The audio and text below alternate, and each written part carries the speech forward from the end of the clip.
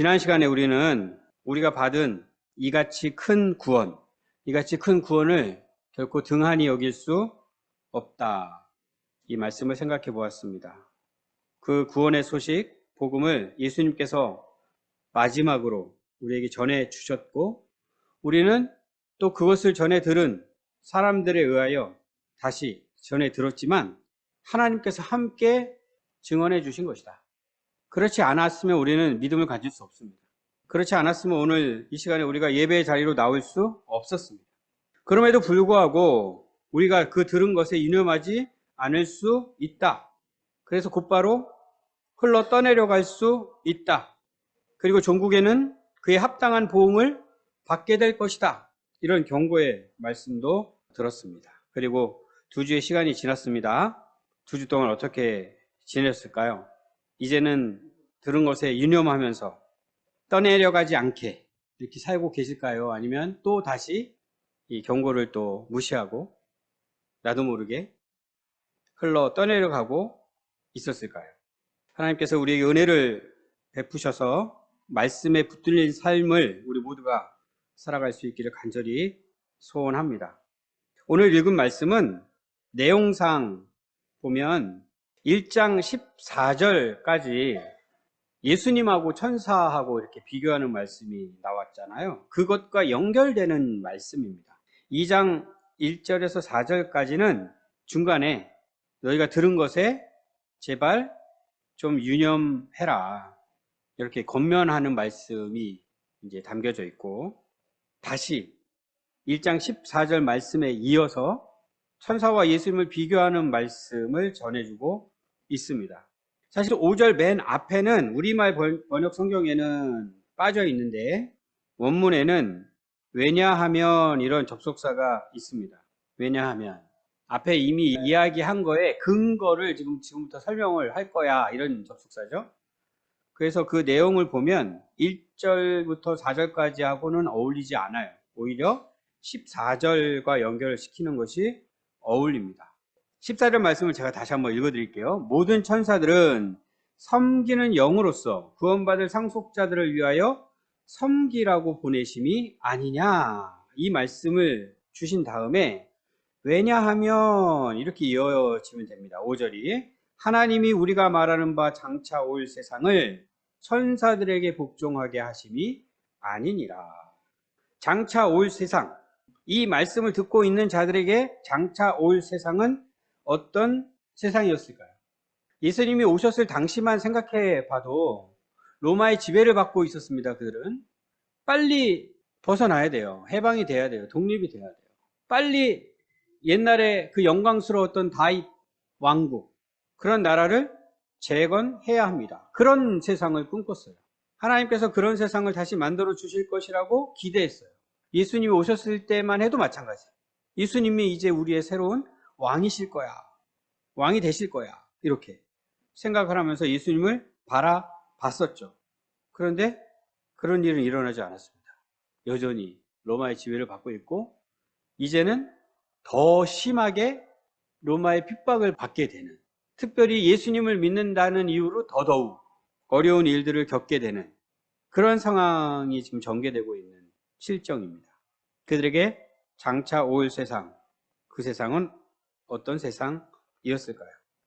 그것에 대해서 지금 다시 이야기해주고 있는데, 그 세상은 천사들에게 복종하는 세상이 아니다, 이런 말씀을 주시는 거예요. 그 세상은 천사들이 다스리는 세상이 아니다. 그럼 누가 다스리는 세상이냐? 하나님의 아들이신 예수 그리스도께서 다스리는 세상이다. 예수 그리스도께 복종해야 하는 세상이다. 여기서도 지금 이 시대에 이 성경을 읽으면 우리로서는 약간 이런 말씀을 왜 하실까, 이런 생각이 들어요. 그냥 장차 올 세상을 예수님이 다스리는 세상이야 이야기하면 되는데 굳이 천사 얘기를 또 끄집어내면서 천사가 다스리는 세상이 아니야, 이런 얘기를 하는 이유, 우리는 한 번 더 확인할 수가 있습니다. 당시의 그리스도인들에게 천사라는 존재가 어떤 존재였는지. 1장에서는 하나님의 말씀은 천사를 통해서 받는다라고 생각을 하고 있었다는 것을 확인했다면, 이번에는 이 세상은 천사들을 통하여 하나님께서 다스리신다. 이렇게 생각하고 있었다는 겁니다.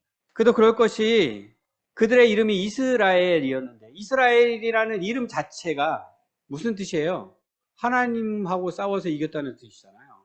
그런데 실제로는 누구랑 싸워요? 천사하고 싸우죠.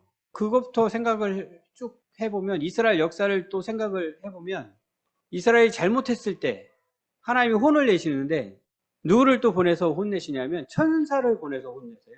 적군들이 막 몰려왔을 때 그 적군들을 하나님께서 물리쳐 주시는데 또 누구를 보내서 물리치시느냐? 천사들을 보내서 물리치셔요. 이스라엘 민족에게는 이스라엘 나라의 백성들에게는 이 천사들은 그런 존재입니다. 원래는 누가 그 역할을 해야 하는데 왕이 그 역할을 해야 하는데 왕이 백성이 잘못하면 혼내주고 벌을 주고 왕이 적군들이 쳐들어올 때는 물리쳐주고 이게 왕의 역할인데 그 역할을 누가 했느냐? 천사가 있었어요. 그들도 왕을 구했을 때가 있죠. 우리들도 왕을 세우게 해주세요. 막 졸라가지고 왕을 세웠죠. 사울 왕 세우고 그 영광스러웠던 시대에 다윗 왕 세우고 그럼에도 불구하고 그렇게 다른 나라처럼 왕을 세웠음에도 불구하고 결정적인 순간에는 천사가 오는 거예요. 결정적인 순간에는 천사들이 해결을 해줘요. 천사들이 그런 존재였기 때문에 그들의 왕보다 더 높은 존재, 왕보다 더 실질적으로 우리나라를 다스리고 있는 존재, 이런 존재로 천사들을 생각했던 거예요. 그런 생각으로 천사들을 숭배했던 거예요. 그런 생각들로 차있던 사람들에게 아니면 지금은 좀 흐릿해졌더라도 그런 생각에 영향을 받고 있는 사람들에게 지금 이 말씀을 주는 겁니다. 장차 올 세상은 천사들이 다스리는 나라가 아니야. 아직도 그 영향을 받고 있는 사람들에게 생기는 문제가 있습니다. 그 장차 올 세상을 오해합니다. 그 나라가 어떤 나라인지를 오해해요. 실제로 그 나라를 다스리는 분은 예수 그리스도이신데 우리는 오직 예수 그리스도께만 복종하면 되는데 그것을 오해하면 예수님께 온전히 복종하지 못하게 됩니다. 그런 문제가 생길 것이기 때문에 지금 히브리서 기자가 이것을 이야기해주고 있습니다.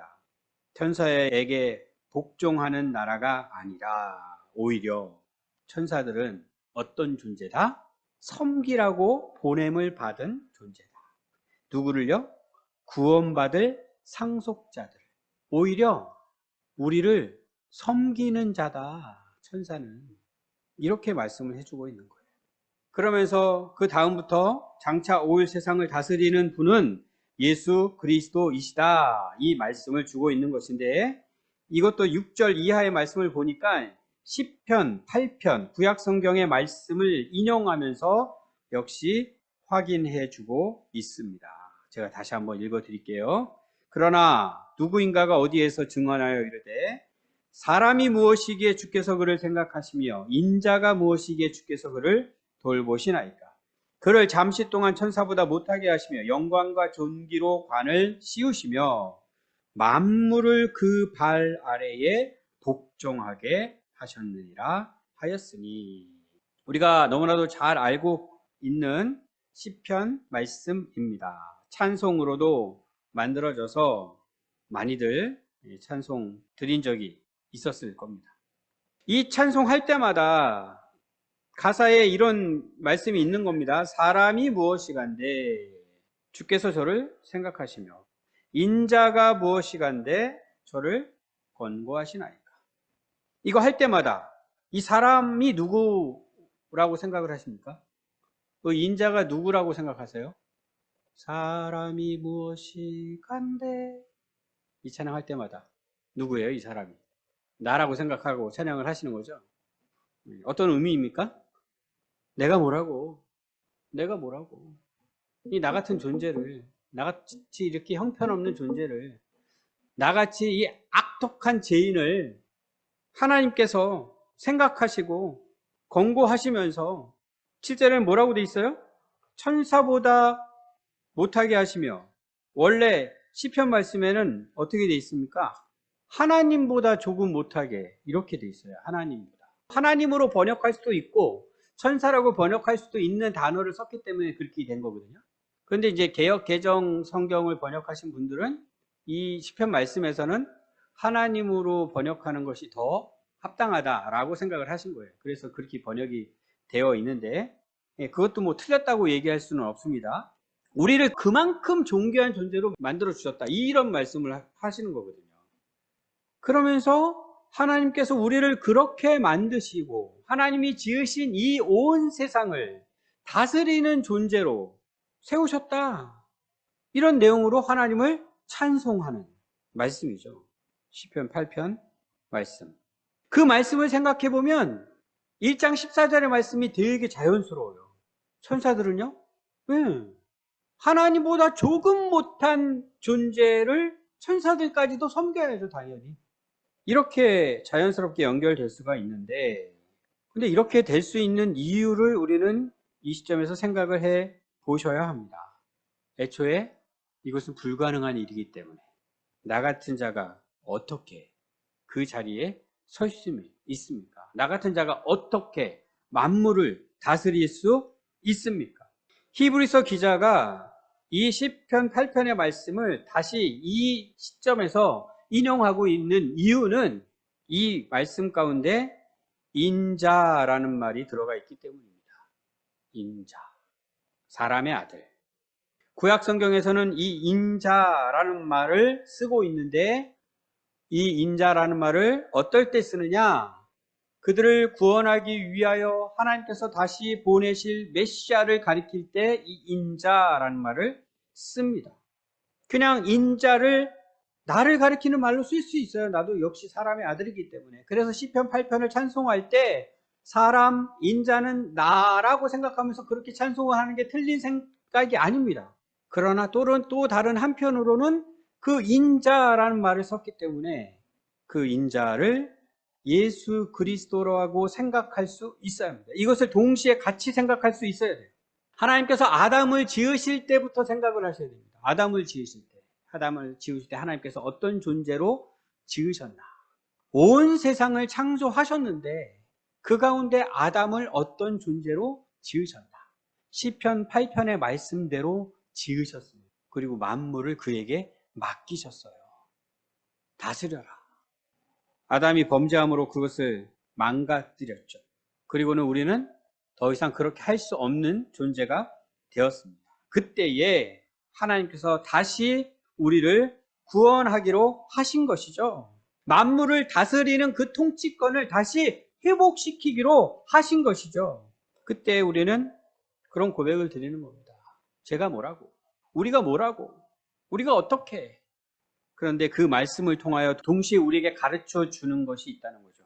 누구를 통하여 그것을 가능하게 한다? 하나님의 아들이신 예수 그리스도를 통하여 그것을 가능하게 하신다. 과연 예수님께서 이렇게 하셨습니까? 잠시 동안 천사보다 못하게 되셨습니까? 영광과 존귀로 관을 쓰셨습니까? 원래는 하나님보다 조금 못하게 하셨다. 시편 8편에서는 물론 천사보다 조금 못하게 하셨다라고 번역을 해도 되는 말씀입니다. 그것을 히브리서 기자는 천사보다 못하게 하셨다라고 확정을 짓습니다. 그리고 조금 못하게 하셨다를 바꿉니다. 어떻게 해요? 잠시 동안. 이게 예수님을 생각하면서 이렇게 바꾼 거예요. 예수님이 천사보다 못한 존재이십니까? 그렇지 않죠. 천사보다 부족한 존재라는 의미가 아니에요. 그런 분이 아니신데 잠시 동안만 천사보다 못하게 하셨다. 그렇게 낮추셨다. 이런 의미입니다. 우리를 구원하시기 위하여 낮고 천한 이 땅에 오셨습니다. 우리와 같은 사람의 몸을 입고 오셨습니다. 십자가의 고난과 죽음을 다 당하셨습니다. 우리를 구원하시기 위하여. 영광과 존귀의 관을 씌우셨다라는 것은 무슨 의미일까요? 죽음을 이기셨습니다. 다시 부활하셨습니다. 승천하셨습니다. 지금은 하나님의 우편에 앉아 계십니다. 그리고 만물을 다스리고 계십니다. 시편 8편 기자가 예언했던 그 말씀 그대로 예수님께서 우리의 구원을 위하여 이 땅에 오셔서 구원의 그 사역을 다 감당하시고 지금은 만물을 통치하고 계신다. 이것을 지금 히브리서 기자가 다시 증거하고 있는 것입니다. 뿐만 아니라 10절 말씀으로 건너가 보면 우리 역시도 그 영광으로 들어가게 하신다. 이렇게 되어 있어요. 시점 말씀을 읽으실 때 조금 혼동이 될 수도 있어서 잠깐 설명을 드리면, 만물이 그를 위하고 또한 그로 말미암은 이 분이 하나님입니다. 하나님. 예. 만물이 그를 위하고 또한 그로 말미암은 여기까지가 하나님을 가리키는 표현인데, 이게 우리말로 번역하기가 어려운 부분이, 이런 부분이 있어요. 그러니까 좀 풀어서 설명을 드리면, 만물이 하나님을 위하죠. 예, 그렇죠. 만물이 위하는 그분. 그거 지금 그렇게 꾸며주는 말로 그렇게 써 있는 거고요. 그것뿐만 아니라 만물이 하나님으로 말미암았죠. 만물이 하나님께서 만드셨죠.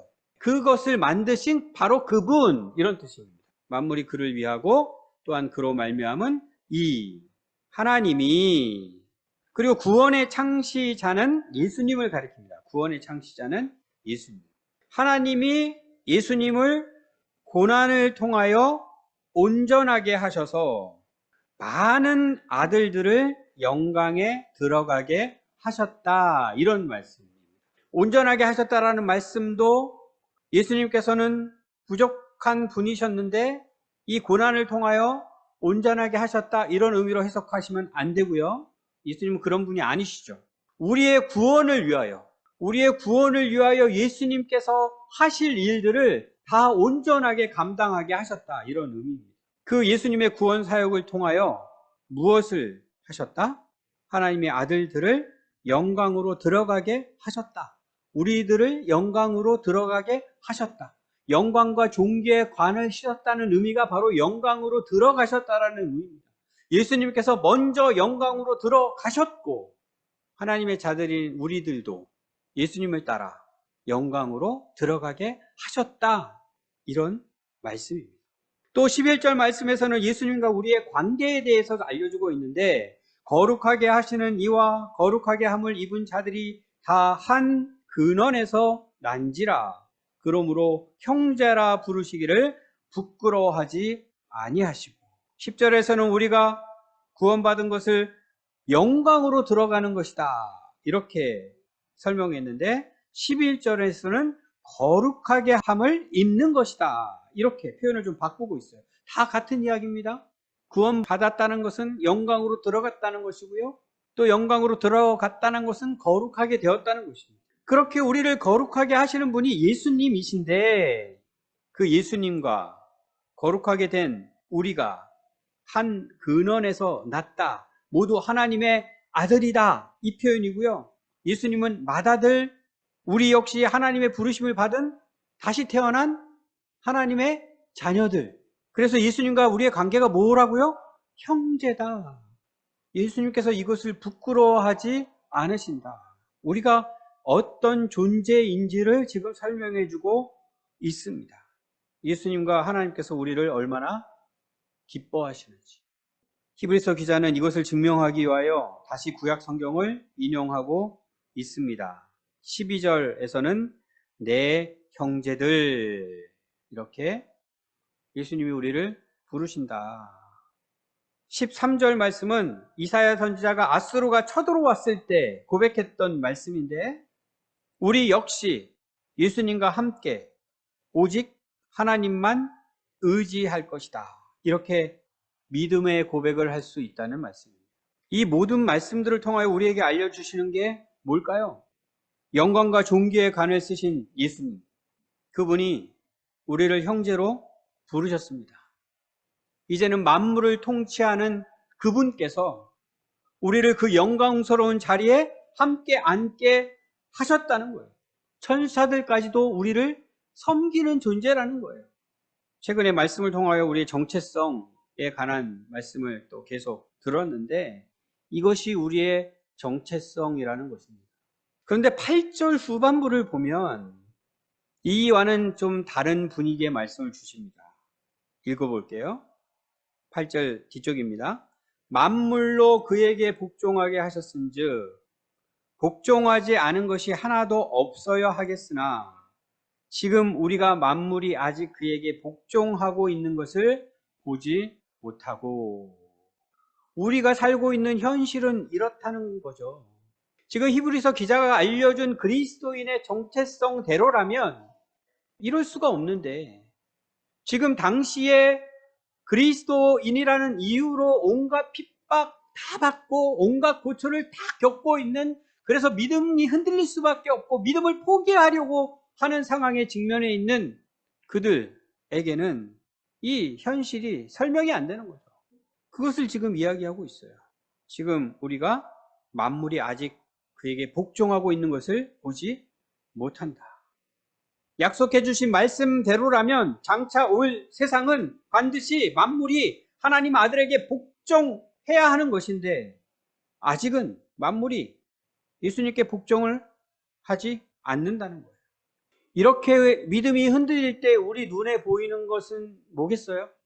그저 초라한 예수님이죠. 초라한 예수님.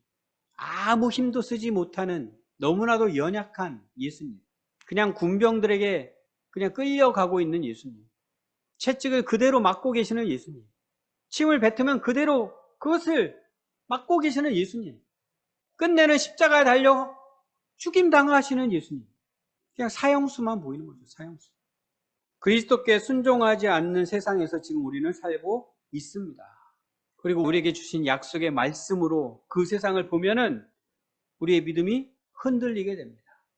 그리고 십자가에 달리신 예수님만 그냥 사형수인 것처럼 아무것도 하지 못하고 그냥 죽임당한 그 예수님만 보이게 되는 것이죠. 세상은 얼마든지 이렇게 문제 제기를 할 수 있습니다. 우리가 복음을 증거할 때, 우리가 복음을 제시할 때 세상은 이렇게 반응을 보이는 것이 어쩌면 당연해요. 그런데 문제는 그리스도인들조차 이렇게 된다는 거죠. 믿음을 지키기 어려운 상황을 맞닥뜨리게 되면 이 일을 제기한다는 것이죠. 이게 뭡니까 도대체? 약속해 주신 말씀은 이거하고는 다르지 않습니까? 현실은 너무나도 딴판입니다. 오늘 말씀에서 장차 올 세상이라고 했는데 그 세상은 어떤 세상입니까? 그 세상은 아직 오지 않은 세상일까요? 아니죠. 이미 우리 성도님들 다 아셨을 거예요. 그 세상이 어떤 세상인지. 하나님 나라입니다. 하나님 나라. 주님이 다스리시는 하나님 나라. 얼마나 많이 반복을 했어요. 그 나라는 이미 임했다. 장차 올 세상이라고 표현되어 있지만 그 나라는 이미 우리에게 임했다. 우리는 그 나라에서 지금 살고 있다. 물론 완성되지는 않았다. 그래서 장차 올 세상을 완성된 하나님 나라라고 생각한다면 물론 그 나라는 오지 않았어요. 그럼에도 불구하고 그 나라는 이미 임했다. 완성된 하나님 나라에서는 만물이, 온 우주 만물이 그리스도 앞에 엎드릴 것입니다. 그 발 아래에서 복종할 것입니다. 그것은 틀림없는 사실이에요.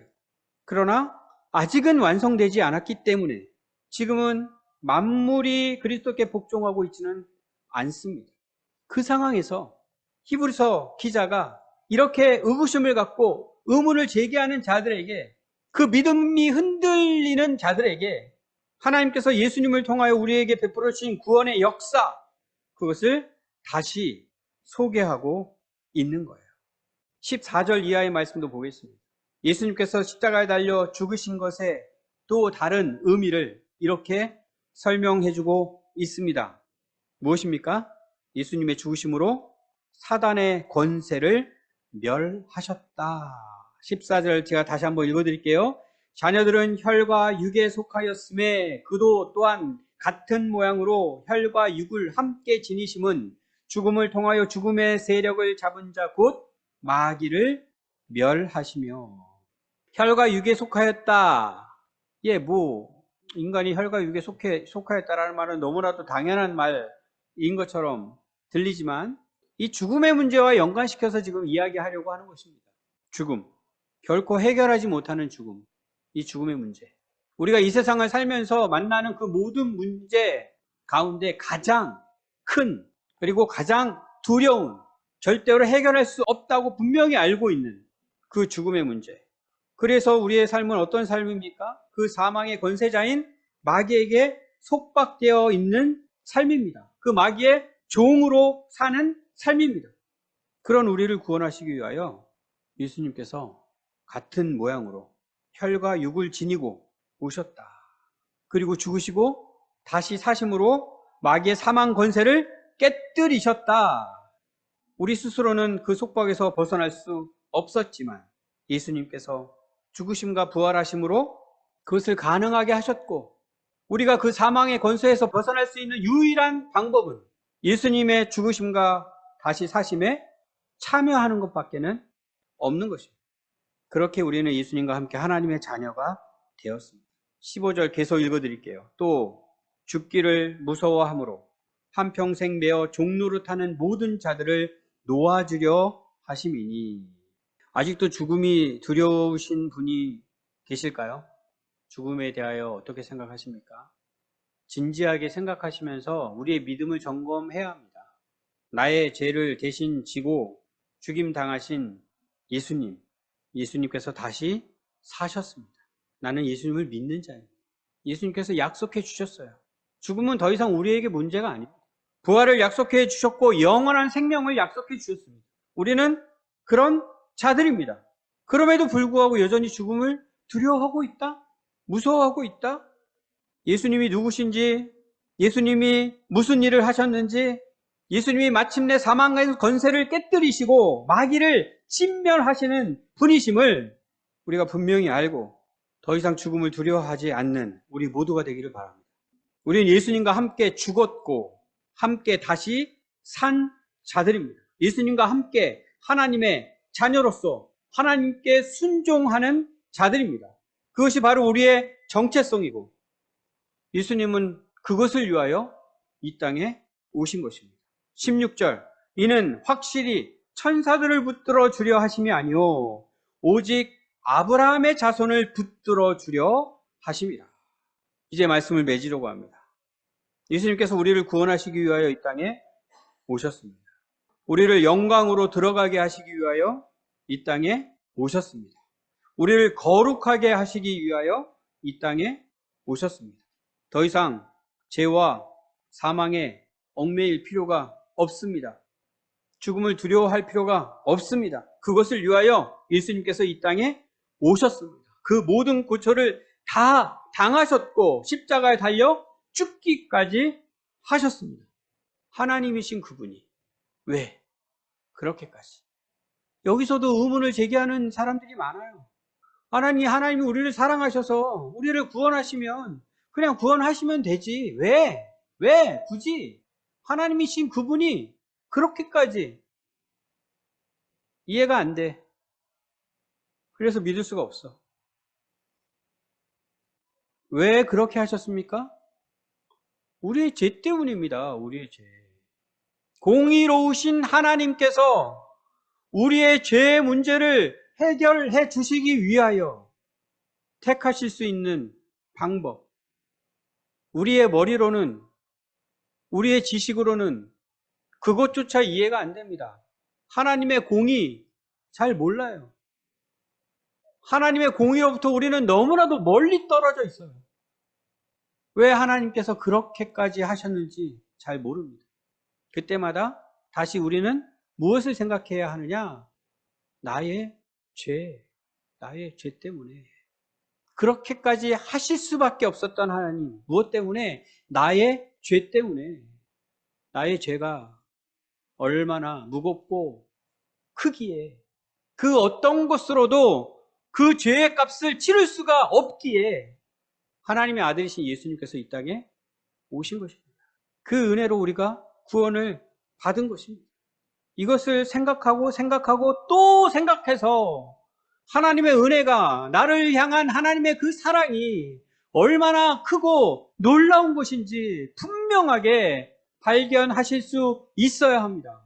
하나님 나라의 백성들을, 하나님의 자녀들을 그것을 제대로 알 때에야 마땅히 그리스도 앞에 엎드릴 수 있는 거예요. 마땅히 그리스도께 복종할 수 있는 거예요. 그러나 우리는 여전히 또 복종하지 않는 세상에 살고 있습니다. 하나님 나라가 완성되지 않았기 때문이죠. 이것으로 인하여 우리는 실망할 수도 있습니다. 낙심할 수 있습니다. 때로는 절망하기까지 합니다. 그런 상황 우리가 만나게 돼요. 그럴 때 어떻게 해야 하겠어요? 다시 예수님을 바라봐야 합니다.